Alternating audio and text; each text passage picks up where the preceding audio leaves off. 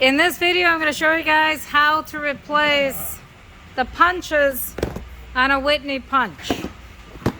Right now, the current punch that's in this Whitney Punch is one size larger than what we need.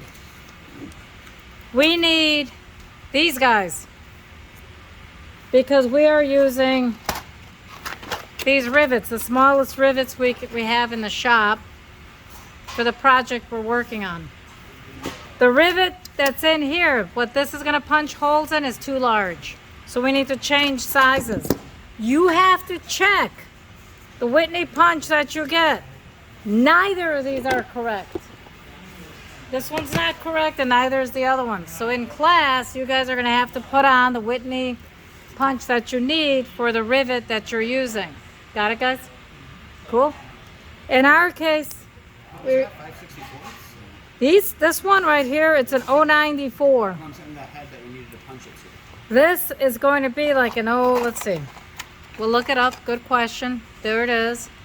The hole size diameter, 0.097 through 0.10. The 094 is okay. The size that we have here. I don't want it too large. I don't want it too small. I don't mind if it's a little on the smaller size because a lot of you are making small boxes. You're not making monster boxes. If you were, we'd use larger rivets. So the outcome is, how do I switch out to make sure I have the correct punch in here? This punch is for metal. It's also for wood. It's a variety of things. Not wood, really. Thin. You can use it for a couple of things. Wood, I'd actually just drill a hole, to be honest, versus trying to punch it. But thin metal gauge, you can use this punch. The strength of this punch is directly correlated to your hands. I've got small hands, so I usually have to use both. I will be honest on that one. So how do we switch it out? Your Whitney Punch set comes with a little tool that might look like what you use with your radiator. For those of you that have the old radiators when you've got to bleed them. So this has to first open up far enough to be able to get in there. So you have to loosen this back fastener. Do not destroy it. Loosen it. Do not destroy it. Got it? That's the most common mistake people make, is they take equipment and they're rough with it. By removing this back lever, okay, it allows this entire head to move out of the way. Then you can slip this out. Slide the correct one in. It's got a slot on the back of it, a T-slot. There's a matching T-slot right here. This needs to go in there. When you slide this piece in, you want it to go too far in. You actually want it to catch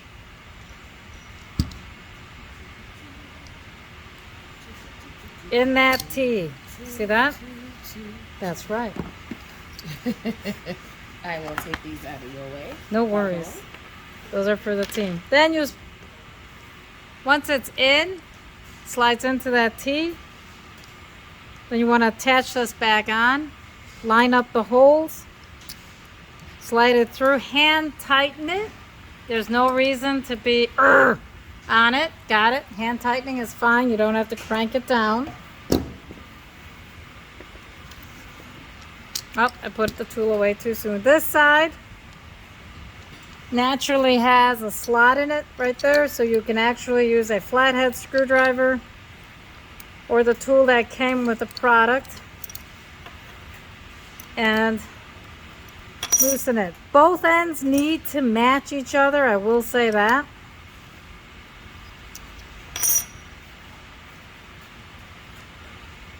Could I technically use a larger bottom die?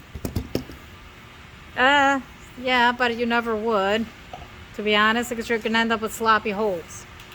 It'll concave instead of just cut through neatly. You need this back piece to basically squeeze the metal so you can punch a hole without a lot of burr on the back side. That is the reason why you don't get lazy and leave this in there. Got it, guys? Put everything away. You have enough spots in here for the dies that are not being used. Keep them in here. Do not get sloppy and put them anywhere else.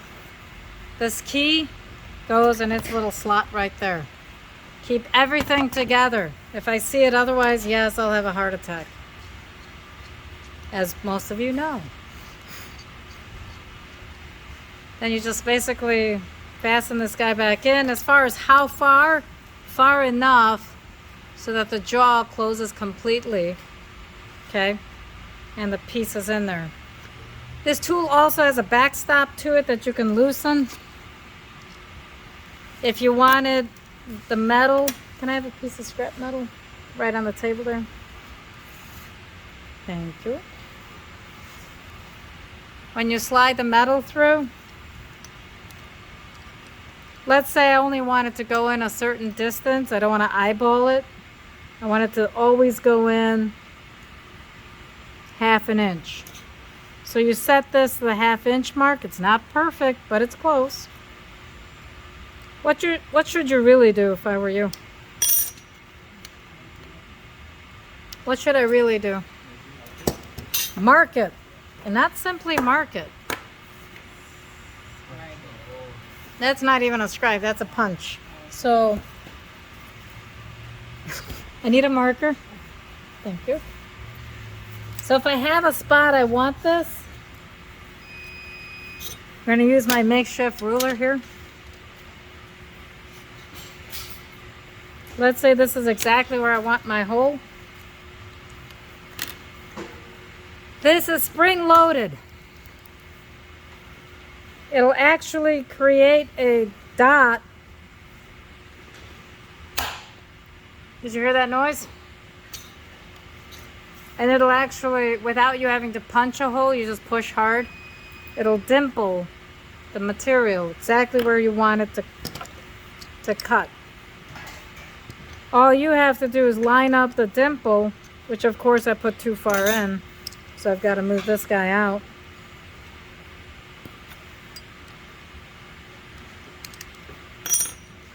So you want this out of your way.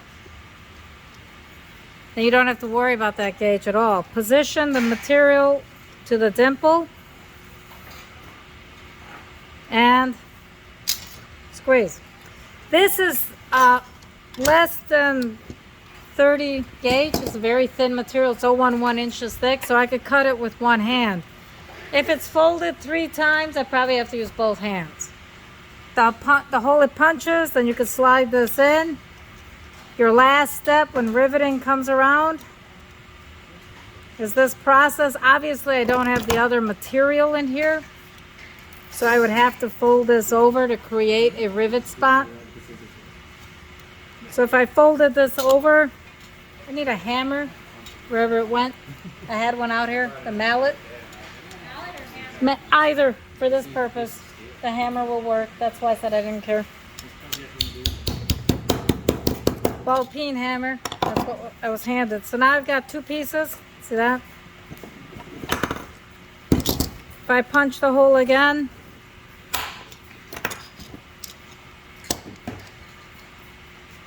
position it. That was a little tougher. Okay, make sure your rivet goes all the way through all the material. This is when the fun begins. And like I showed in class before, you ratchet it onto the material. This is what I was talking about, because you have to account for how much of this material is going to get left on the inside. For those of you making drawers, right? That's riveted in beautifully. But this sticks out about what? Who's got a ruler on them real quick? We've got one right next to you. Oh, no, that's fine. Yeah, it's about 1/4 inch, guys. This sticks out about 1/4 inch. So whatever you're designing on the inside of your projects, if this was the inside, you have to account for a 1/4 inch on each side. So you got to take 1/2 inch off for the whatever you have sliding in between. And make sure you have at least 2 of these, front and somewhere in the back, so that you can use these as a guide, as like side rails for your drawer. Get it? Yeah, yeah. You might even want to put one in the middle, because if your drawer swings back and forth a little bit, it's going to get caught on the back one. Got it? Cool? Maybe I'm trying even if it's a little smaller from the inside, so like you said. Yeah, a little smaller than a... So I could switch it, so it could be like you said, when we're playing the tic-tac-toe. Yeah, flip the box upside down. Exactly. You got it. Good job.